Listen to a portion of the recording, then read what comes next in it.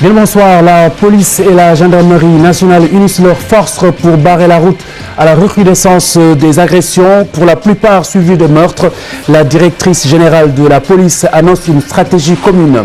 Dans l'actualité, l'affaire des jeunes femmes poursuivies pour actes contre nature. Les 5 prévenues sont fixées sur leur sort le 20 novembre prochain. Elles ont nié devant la barre ce matin les faits qui leur sont reprochés. L'éducation sexuelle à l'école, élèves et enseignants approuvent l'idée en cours d'élaboration. L'UNESCO soutient ce projet. Le 3e chapitre de ce journal inspire une interrogation. Quel est l'avenir de la coalition Benno Bokk Yakaar dans l'échiquier politique au Sénégal? Nous retrouvons l'analyste Abdoulo dans l'entretien éclair de cette édition. Foire internationale de Dakar 2013, le CICES veut garantir le succès de cette édition. Le Centre international du commerce extérieur du Sénégal a noué un partenariat avec le groupe Futur Média dans ce sens.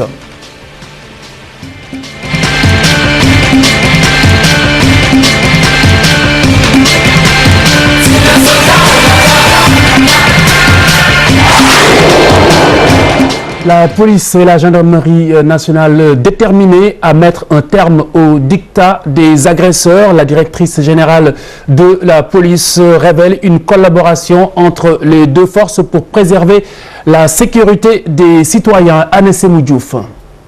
Dans tout fonctionnement d'une société, il y a toujours des moments où on a l'impression que la délinquance peut-être prend une certaine dimension. C'est souvent un sentiment qui est là auprès qui habite les populations, et nous avons l'obligation en tout cas à chaque fois de revoir les dispositifs qui sont là parce qu'ils existent. Nous avons mis en place de tout temps un certain nombre de dispositifs de sécurité qui permettent à chaque fois de veiller sur les personnes et les biens. Mais à chaque fois que l'on sent qu'il y a peut-être une effervescence ou un regain de certaines activités criminelles, nous montons encore en puissance, nous revoyons le dispositif. C'est la raison pour laquelle, vous voyez, dans certains quartiers, il y a effectivement des opérations chaque jour. Déclaration de la directrice générale de la police nationale, Anne Sémou Faye. C'était en marge de la remise du drapeau national au 4e contingent de la police en partance pour le Darfour. Affaire Piano de Yoff, le jugement du tribunal attendu le 26 courant. Les 5 prévenus étaient devant la barre ce matin pour actes contre nature. Elles ont nié en bloc les faits qui se seraient déroulés au bar situé à Yoff, fermé de ce fait sur décision préfectorale. Voici leur avocat. On leur prête des propos. Elles ont été constantes, aussi bien à la police, devant le procureur qu'aujourd'hui à la barre.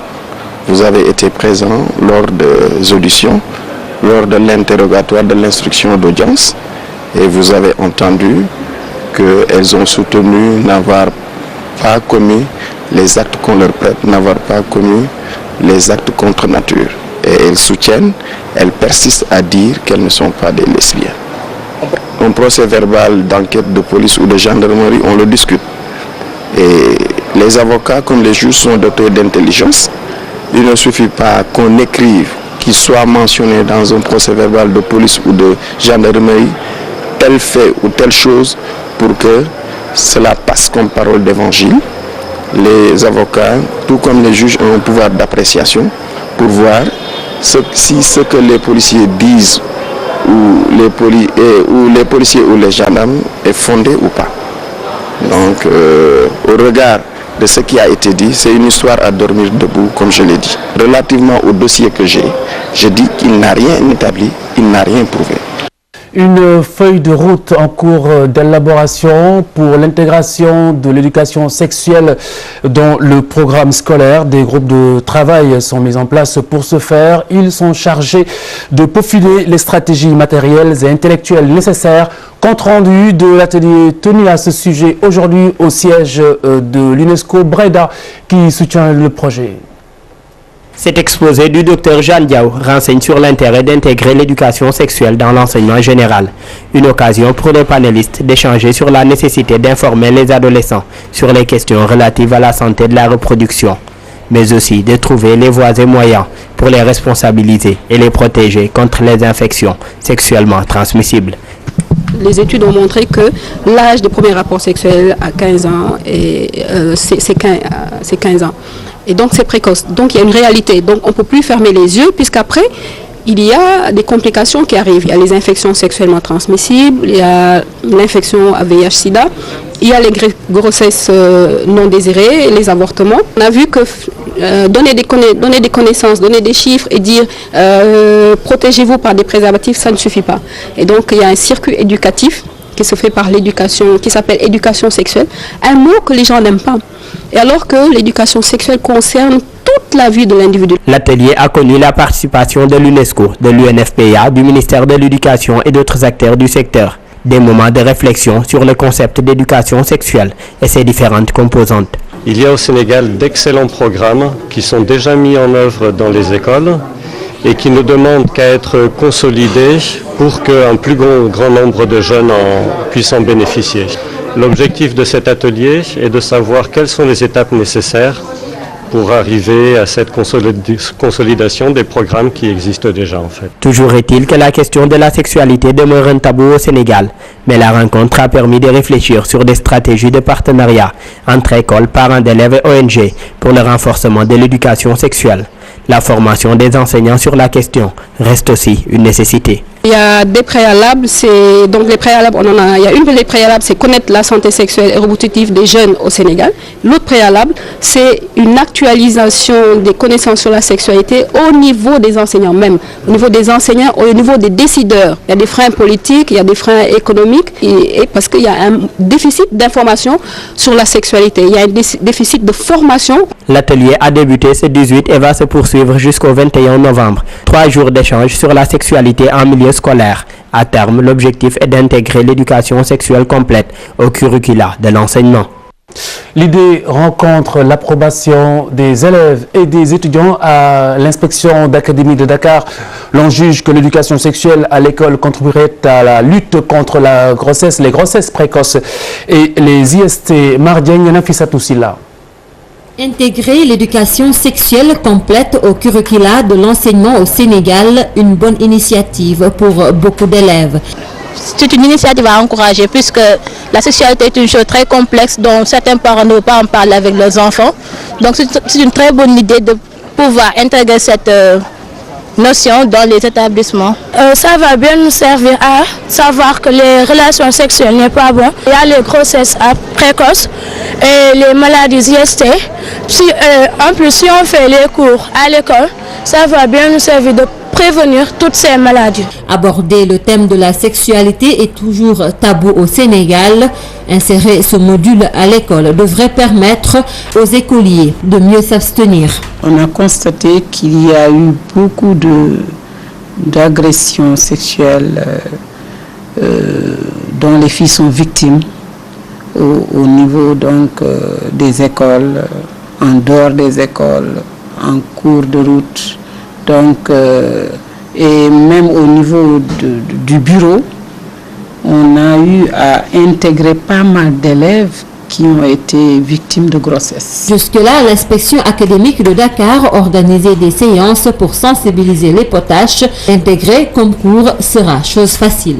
Avec le GEP, par exemple, on avait initié une approche qui consistait à former les professeurs d'économie familiale pour qu'ils intègrent dans leur enseignement, pour qu'ils intègrent donc l'éducation sexuelle dans leur enseignement-apprentissage. C'est ainsi qu'on avait pris une heure par mois. On avait donc décidé de prendre les élèves, par exemple, pour l'expérience du lycée Kennedy. On prenait les élèves 1 heure par mois au niveau de la salle Mariamaba. Donc on les regroupait et on discutait avec elles donc, sur l'éducation sexuelle. De nombreux parents abordent rarement les sujets de sexualité avec leurs enfants. L'école pourrait ainsi être la meilleure tribune pour sensibiliser davantage ces jeunes. L'ancien numéro 2 de l'APR est candidat à la mairie de Saint-Louis. Maître Alioune Badara Cissé l'a annoncé dimanche lors d'une rencontre avec ses militants. L'ancien chef de la diplomatie sénégalaise a commenté à l'occasion son éviction des instances de décision du parti au pouvoir. Il déclare n'avoir jamais rien demandé au président Macky Sall. Chérif Dia. Maître Alioune Badara Cissé revient à la charge quelques jours seulement après sa destitution de son titre de coordonnateur national et membre du bureau exécutif de l'APR. L'ancien ministre des Affaires étrangères lance à nouveau une pique à l'endroit du président Macky Sall, président de l'APR. L'homme très en verbe se réjouit de son nouveau statut de simple militant qui, selon lui, est le grade le plus élevé. Et comme si ces attaques ne suffisaient pas, ABC persiste et signe en s'adressant à Macky Sall, le président de l'APR, en ces termes. Je vous disais à Saint-Étienne de vous réveiller avant qu'il ne soit minuit. Réveillez-vous à l'heure qu'il vous plaira, mais réveillez-vous tout de même, ironise ABC. Il donne l'exemple de la situation de l'APR à l'intérieur du Sénégal. Les désormais simples militants du parti présidentiel dénoncent l'absence des hauts responsables de cette formation politique sur le terrain pour sa massification. Dans un discours très politique et provocateur, Maître ABC annonce sa candidature à la mairie de Saint-Louis avec cette précision qui en dit long sur sa rupture avec le directoire de l'APR. Car il dit n'attendre la bénédiction d'aucun parti politique et d'aucune coalition, ajoutant qu'il n'acceptera pas qu'on lui impose un candidat. À qui fait-il allusion? En tout cas, la bataille de Saint-Louis aura bel et bien lieu. La probabilité d'un autre départ de cette coalition annoncée, le Rassemblement pour le peuple n'écarte pas cette possibilité. Son leader souligne que le RP n'a jamais été impliqué dans les activités de la coalition Benno Bokk Yakaar. Ibrahim Mamoun Niass, le leader du RP, s'exprimait en marge d'un séminaire à Foundiougne.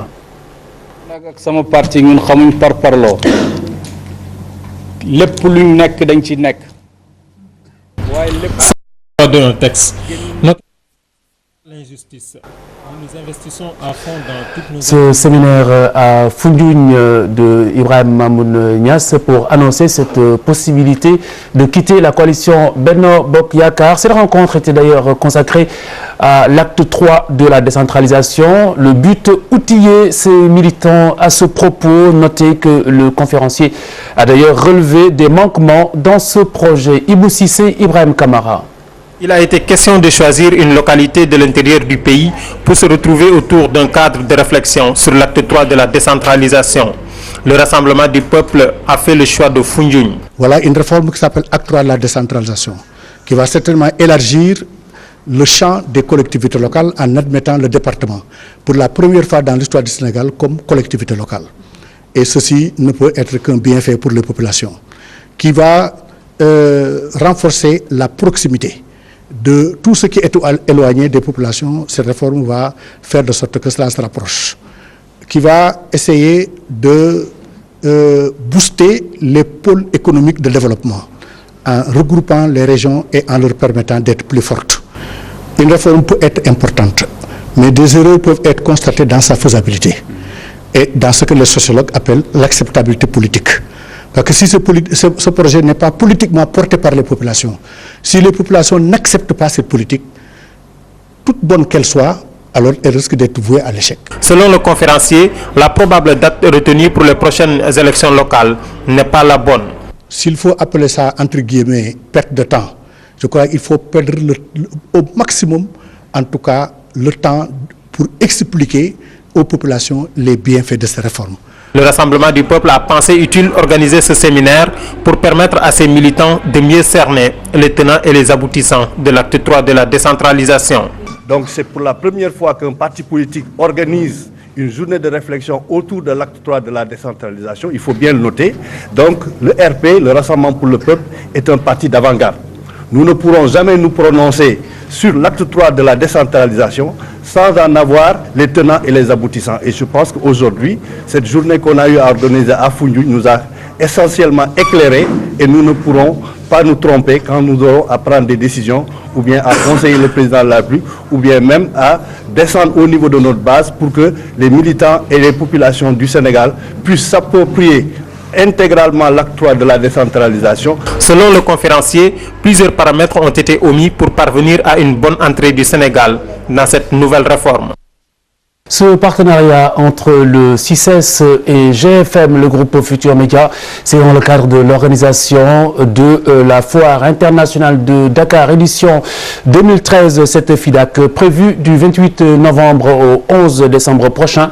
Le directeur du Centre international du commerce extérieur entend garantir ainsi une réussite totale à cette édition. C'est tout l'intérêt de ce partenariat. Écoutez. Nous remercions du fond du cœur le groupe Futur Média d'avoir été à la hauteur l'année dernière et cette année aussi pour avoir mérité la confiance du CICES. Et nous sollicitons de ce groupe et nous avons bon espoir.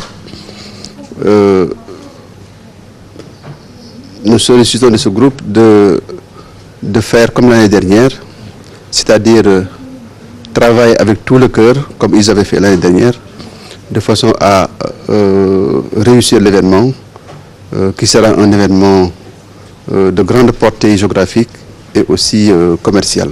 Au nom donc de tous ces collaborateurs et de l'ensemble du personnel du groupe Futur Média, j'aimerais vous dire toute notre fierté de vous avoir comme partenaire encore une fois pour faire de sorte que l'événement de la foire, la 22e édition, soit une totale réussite.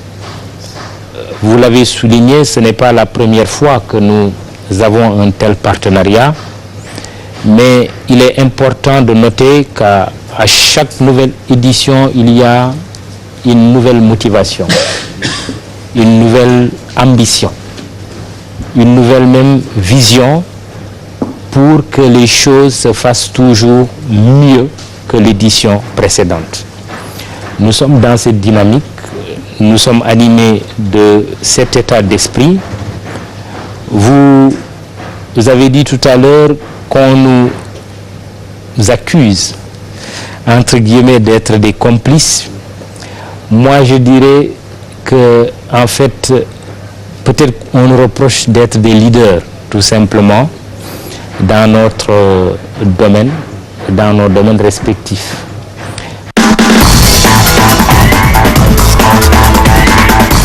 Lion du Sénégal, après l'échec pour 2014, cap sur 2015 et l'espoir est permis. C'est le sentiment de Pape Diouf qui estime que cette équipe a le potentiel nécessaire pour accéder à la phase finale de la CAN de 2015. L'ex-président de l'Olympique de Marseille pense que les supporters ont beaucoup manqué à cette sélection d'Alain Giresse. Le Sénégal peut avoir des regrets qui sont à mon sens de trois ordres. Le premier regret, c'est d'abord dans ce match-là de n'avoir pas concrétisé les occasions que l'équipe s'est créée. Deuxièmement, de n'avoir pas joué le match qu'il fallait lors de l'aller. C'était un non-match. Et troisièmement, et plus subjectivement, on peut penser que la suspension du stade Léopold Sédar Senghor a eu aussi ses conséquences, puisqu'aujourd'hui, en tout cas, les joueurs ont démontré que quand ils laissent leur complexe dans les vestiaires, quand ils ont le dos au mur, ils peuvent tout à fait constituer une belle équipe, une bonne équipe. Et j'espère que dans les prochaines compétitions, notamment lors de la prochaine CAN, elle pourra démontrer les dispositions dont elle a fait preuve aujourd'hui. Le journaliste sénégalais Haroun Dème partage cet avis de Pape Diouf. Notre confrère va même plus loin. Il juge que les supporters sont responsables de cette élimination pour avoir causé la suspension du stade de Dakar. Pour ce qui est de Giresse, il a assez tourné en rond, assez cherché. Il est à son 10e match. Je pense qu'il doit avoir enfin trouvé son groupe, son ossature et puis ses hommes de base pour travailler sur le long terme. Parce qu'on ne peut pas bâtir quelque chose aussi en changeant à chaque match un groupe. Et je pense qu'il a aujourd'hui une certaine vision par rapport aux joueurs qu'il peut utiliser pour le futur, parce qu'il ne faut pas perdre de vue que les éliminatoires de la prochaine CAN, celle de 2015, vont démarrer au mois de mars prochain. Et ce qu'il faut retenir aussi, c'est que le Sénégal doit se donner les moyens en termes d'infrastructure pour pouvoir jouer à domicile, parce que je suis convaincu que si ce match avait été joué à Dakar, on aurait peut-être remporté par le nombre de buts qu'on cherchait, c'est-à-dire au moins 2-0. Et puis, bon, c'est aussi une leçon pour la population sénégalaise, les supporters, le 12e Gaïndé, le peuple sénégalais, pour leur dire que ce n'est pas dans la violence qu'on peut grandir. Et on a vu qu'on a perdu tout à cause de cette violence-là. Parce que ces élémentaires, si on avait joué à domicile, je pense qu'on aurait été beaucoup mieux. Le nouveau visage des Lions de la Teranga rassure les supporters. Beaucoup sont tombés sous le charme en effet de la prestation des Gaïndé face à la Côte d'Ivoire. Espoir quoi, day wane ne gars yi ñi am nañ jom, équipe bi am na jom loolu lay wane quoi. moo tax am nañu am gëm nañ équipe bi instant yi, gëm nañ ne ñi bu leen jàppee téye leen conserver leen dina amul yoone football Sénégal ëllëg quoi. naam gaynde ñoom fippoon nañu wane ab détermination bu mat sëkk teewul sénégalais ba léegi ñoom daal ñu ngi am yaakaar ci ñoom. mu di li ñu gis démb suñ leen jàppalee.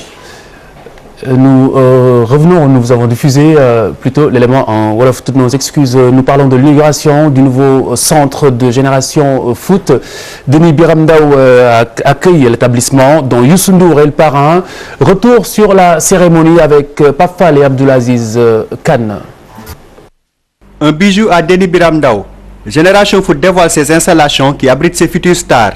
Ma seule préoccupation, c'est d'apporter un plus dans le football en donnant à la jeunesse une vie meilleure.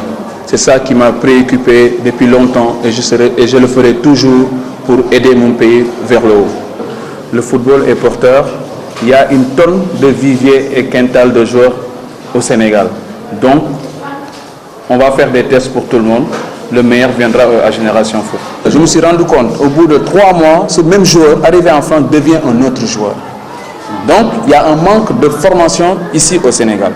Nous, notre slogan, on a bien dit construire son avenir avec passion. Donc ce que nous avons fait, on l'a fait depuis 2000. Aujourd'hui, on est en 2013. Nous faisons purement la formation. Et la deuxième formation, c'est Metz qui va le terminer. Un projet réalisé grâce à l'apport des partenaires de Génération Foot, l'FC Metz. Le Sénégal est en général, que ce soit footballistique ou simplement une affaire de peuple, a toujours été, je dirais, il y a toujours eu une attirance de la France vers le Sénégal. Je crois que le contraire est vrai aussi. Donc c'est des liens qu'on ne sait pas trop expliquer, mais en attendant, ils existent. Et pourquoi on est au Sénégal a priori? C'est pour ça, c'est parce qu'il y a eu à un certain moment des gens qui ont cru à un certain projet, notamment Madi qui m'avait contacté à ce moment-là. Et forcément, après avoir vécu, entre guillemets, l'idylle que nous avons vécu avec Jules, la chose était toute naturelle. Notre ambition, quand on parle de formation, c'est de garder les joueurs le plus longtemps possible. Parrain du centre de formation, Youssou Ndour a magnifié la construction de cet édifice. Nous espérons que ce dynamisme autour de ce centre de formation peut créer une émulation et peut donner de l'espoir aux jeunes qui rêvent de jouer au premier niveau. Donc l'État, bien qu'ayant pas fait beaucoup de choses autour de ce projet, maintenant a toutes les informations et devrait, avec bien sûr notre présence et notre appui, accompagner le projet pour en faire un vrai modèle de développement. L'autre chose, c'est voilà, le passionné, le grand frère qui parle. Moi, nous avons une grande ambition d'abord, c'est au niveau local de jouer à l'élite, essayer d'arriver en première division, que le style de management aussi qu'incarne Madi soit utilisé au plus haut niveau ici. Après cette première phase qui a été consacrée à la mise en place du joyau sportif, il reste à enclencher la deuxième phase qui consistera à édifier un bâtiment administratif et une école. Cet avenir sombre, selon toute vraisemblance, de Benno Bokk Yakaar qui se profile, et peut-être aussi qu'il n'y aurait pas péril en la demeure. Il serait même envisageable qu'une nouvelle coalition favorable au pouvoir apparaisse, des probabilités que nous verrons dans quelques instants avec Abdoulo, analyste politique, mais tout de suite l'avis d'autres observateurs avec Fatima Ba.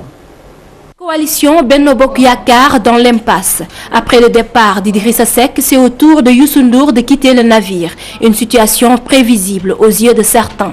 Il faut tout faire pour que Wade parte. Ils l'ont réussi, c'est terminé. Le reste, il n'y avait plus de compagnonnage à faire. Ils ont continué à le faire. En fait, tout ça, c'était de la fiction. La preuve, effectivement, dès le départ, certains ont commencé à jeter des pics en se disant, bon, mais écoute, je lance ça pour qu'on se souvienne que moi, j'ai fait partie de ceux qui ont élu Macky, mais que je n'ai pas été servi. Parce qu'en fait, les politiques, c'est également ça.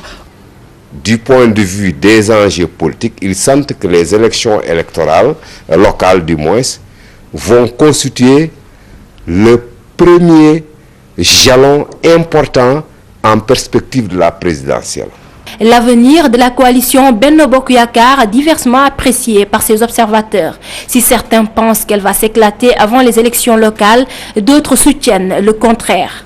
Je pense qu'il y aura des partis, comme le Parti socialiste, comme l'AFP, qui vont continuer au-delà des élections locales à vouloir accompagner le président Macky Sall jusqu'au terme, jusqu'à l'arrêt de son premier mandat. Parce que tout simplement, certains d'entre eux, comme Moustapha Niasse, etc., comme Tanor Dieng, etc., sont quand même des gens qui n'ont aujourd'hui aucune ambition présidentielle précise. Plus on va s'approcher des locales, plus les gens effectivement vont avoir besoin de s'exprimer, de se positionner. Parce que les locales, c'est une chose, c'est beaucoup de personnes, c'est beaucoup de candidatures possibles. Donc la coalition est condamnée à disparaître, en tout cas comme telle dans sa forme actuelle, d'une manière ou d'une autre, elle va disparaître, c'est comme ça. Survivra pas, quoi qu'il en soit, un autre pôle semble se former autour du président Macky Sall après l'audience accordée à Maître Ousmane Seye. Macky 2012 demandait ça déjà depuis longtemps en disant qu'il ne faisait pas tellement confiance à tous ceux qui venaient de l'autre bord, les venants de BBS là, Benno Siggil Sénégal. Je pense que Ousmane Seye également, qui n'a pas été tellement servi parce qu'il était entre les deux là, bon, je crois que comme il l'a dit clairement publiquement un jour dans une émission, il a dit il faut que nous bok, il va se battre pour faire partie. En même temps que Macky va rester avec la coalition originelle qu'il a portée au pouvoir ou avec laquelle il dit qu'il va gouverner au pouvoir, il va élargir un autre champ d'influence politique et de la société civile. À quelques mois des élections locales, la coalition qui avait porté le président Sall au pouvoir connaît des remous et à ce rythme, l'on se demande si elle va résister jusqu'au local. Abdou Khadrolo est avec nous sur ce plateau. Bonsoir. Bonsoir. Vous êtes le directeur général de Premium Africa Consulting. Alors, qu'est-ce qu'un regard panoramique de tout cela vous inspire d'abord? Qu'on est dans une mouvance, dans une dynamique avec beaucoup de contradictions, donc des courants contradictoires, dans un ensemble mouvant. Et on ne peut pas dire qu'on est réellement surpris dans la mesure où il faut analyser la coalition qui accompagne le président Macky Sall avec trois cercles. Le premier étant celui des proches, celui de l'APR, les militaires de la première heure, donc qui légitimement s'estiment devoir être servis en premier. Vient ensuite le second cercle constitué par la coalition Macky 2012 qui dit nous on était avec lui dès le premier tour, donc il ne faut pas nous oublier. Et enfin la troisième coalition, le troisième cercle constitué de Benno Bokk Yakaar qui dit sans nous il ne serait pas aujourd'hui président. Maintenant chacun se tirant un petit peu dans les pieds. Les apéristes purgis disent que oui, mais on est laissé pour compte. La coalition Macky 2012 dit qu'on est laissé pour compte parce que les derniers arrivés sont les mieux servis au niveau du gouvernement, au niveau de l'administration, au niveau des directions générales, etc.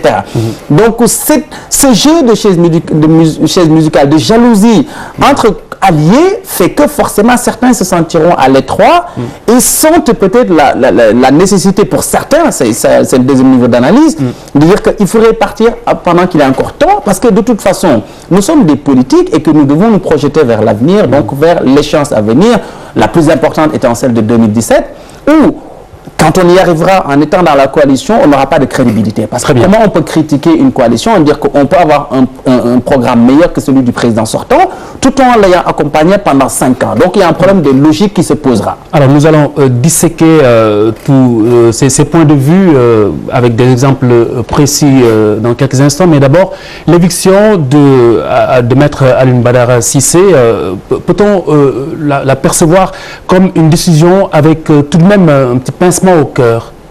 Pincement au cœur, ça dépend pour qui. Nous, de l'extérieur, je pense pas mais que je veux dire, là, je parle de la paire, bien entendu. Alors, je pense qu'on est dans la logique, dans la mythologie grecque, il y a Chronos qui avale ses enfants. Et il ne faut pas perdre de vue que Macky Sall, le président Macky Sall, est issu des flancs de Abdoulaye Wade.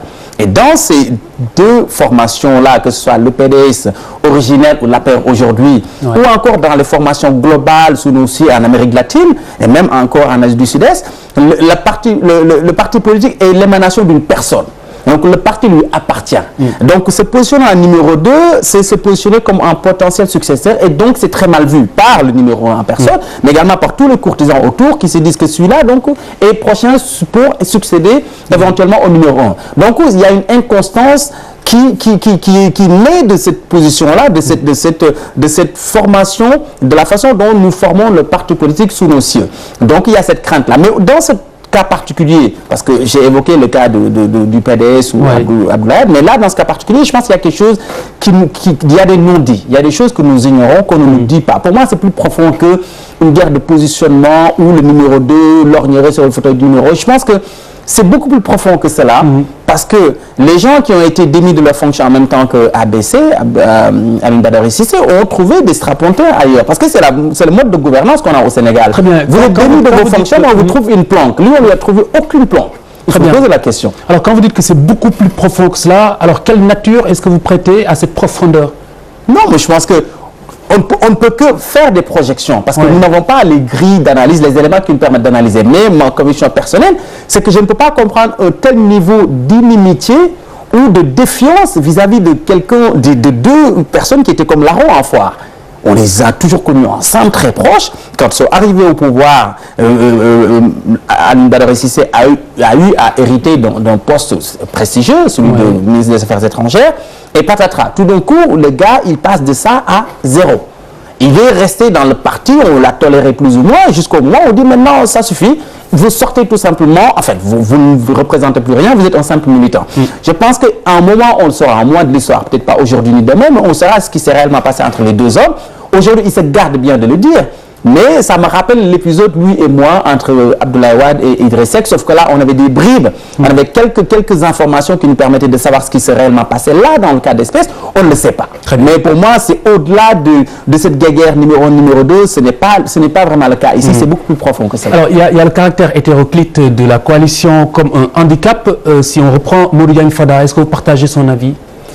Si vous voulez, la coalition, elle est hétéroclite, elle est kaléidoscopique, c'est une kaléidoscopique. Voilà, donc je pense que quelque part, il y avait une incohérence dans ce magma-là, parce qu'il y a trop de contradictions, ce que je disais tout à l'heure. Il y a trop de contradictions, ce n'est pas viable.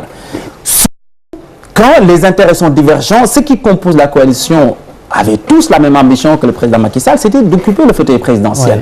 Maintenant, certains, ils sont restés en faisant bon gré, mal gré, en disant, voilà, faute de mieux, on reste, parce qu'on ne pourra jamais espérer mieux dans l'avenir, vu le poids de l'âge, vu notre historique, comme on dit.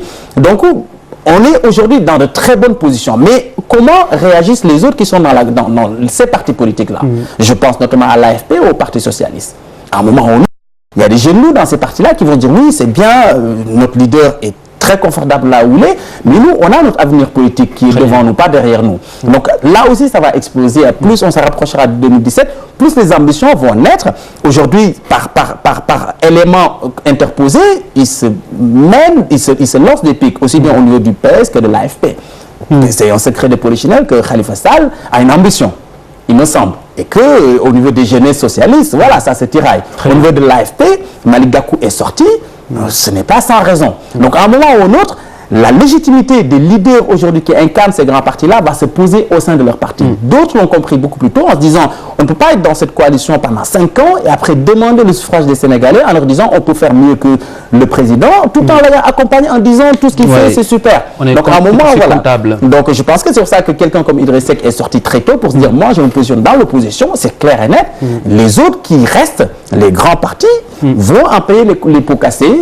On peut aller vers une implosion au sein de ces partis. Alors, ce qu'on pourrait appeler une nouvelle configuration de la coalition Benno Bokk Yakaar qui aurait amené en tout cas le leader de Fekemeti Bolé à partir. Alors, y a-t-il une leçon à tirer de sa dénonciation d'intérêts divergents que vous allez souligner au sein de ce groupe et également du but, disons, caduc entre guillemets de la formation qui était au départ d'élire Macky Sall? Oui, mais une fois qu'on a dit cela, que l'idée c'était d'élire Macky Sall, moi je me rappelle, j'ai une mémoire, je note ce qui se fait, ils avaient dit nous allons gagner ensemble pour gouverner ensemble. C'est ça qui était décidé, il me semble. Gouverner ensemble, c'est quoi? C'est que partager les responsabilités, bénéficier de l'expérience des uns et des autres qui ont à gérer le pouvoir pendant longtemps, qui ont peut-être des cadres de haut niveau, ils géreront ensemble. Mais sauf que ça se confronte à la réalité du pouvoir. À un moment, les ambitions se télescopent. Et certains se sentent à l'étroit, se disent qu'on n'est pas reconnu à sa juste valeur, même au niveau du cabinet présidentiel. Si j'en crois à la presse, il y en a certains qui ne s'estiment pas être reconnus à leur juste valeur. Donc tout cet ensemble de frustrations fait peut-être dire au président, ou en tout cas à son entourage, que mieux vaut repenser les choses. De toute façon, on va droit vers le mur avec cette coalition aux intérêts divergents. Créons une sorte de vaste rassemblement autour du président, une sorte de CAP 21 bis en fait, quelque sorte. Mais sauf que cette nouvelle coalition-là, quel poids elle aura? Parce que ce qui la compose aujourd'hui, moi j'ai entendu certains leaders, mais qui ne cassent pas, comme on dit, qui ne cassent pas de pattes à un canard. On ne peut pas compter sur ces gens-là pour remporter un scrutin. À un moment, il faut être réaliste. Soit on veut se débarrasser des alliés historiques qui ont un réel pouvoir, un réel poids politique, ou bien on se dit oui, mais on s'associe avec des gens avec qui on aura plus de marge de manœuvre. Parce que les macarons ministériels, les postes ministériels pèsent lourd dans cette affaire-là. Parce que ils ont des quotas. Chaque parti politique a son quota dans le gouvernement. Et ça, peut-être que ça devient très lourd à supporter pour le parti au pouvoir. Alors, si on revient sur la dénonciation d'intérêts divergents, pour reprendre le leader de Fekemeti Bolé, Youssou N'Dour, est-ce qu'il n'est pas en train de poser une certaine problématique qui consisterait à souligner l'absence d'éthique politique au Sénégal? Mais ça, c'est enfoncer les portes ouvertes. Je pense qu'aujourd'hui, l'absence d'éthique est une chose peut-être la mieux partagée au niveau de la classe politique. Tout le monde n'est pas à jeter, bien sûr. Il ne faut pas jeter le bébé avec l'eau du bain. Mais globalement, oui, ce sont des intérêts immédiats qui mènent quand même le jeu politique au Sénégal. Je me positionne pour être bien vu, pour être dans une coalition, pour bénéficier des avantages que confère le pouvoir, que confère la pratique du gouvernement. À la base, c'est ça. On a autant de partis politiques au Sénégal, ce n'est pas sans raison. 200 partis politiques dans un pays aussi petit que le Sénégal, c'est que c'est devenu une affaire, c'est une entreprise, c'est des entrepreneurs politiques, moi je les appelle. On investit dans un parti politique, quitte à être 10 membres dans le parti politique, on peut toujours s'allier, s'agripper à un courant politique, à un parti politique, à un homme politique, pour espérer recevoir quelque chose en retour. Parce que ça a été le cas pendant 12 ans. Il y a des gens dans la CAP 21 qui recevaient leur portion de riz, qui recevaient leur petite somme d'argent, et ainsi de suite. Donc ça n'a pas cessé aujourd'hui. Il faudrait un bon coup de Karcher. Oui, mais pour ça, il faudrait des citoyens également conscients de ce que c'est que la chose politique. Qu'on n'ait pas de la chair à canon, qu'on n'ait pas des citoyens moutons qu'on mène gentiment à l'abattoir et qui l'acceptent. Malheureusement, on n'a pas encore atteint ce niveau de citoyenneté-là. On est citoyen dans l'urne, on est discipliné, on met notre carte. Mais un citoyen, ce n'est pas seulement le jour du scrutin ou pendant la campagne électorale, c'est, je pense, dans la vie de tous les jours, dans l'observation du jeu politique et d'en tirer les conséquences. Abdou Khadrolo, directeur général de Premium Africa Consulting, analyste politique. Excellente soirée sur TFM. Merci.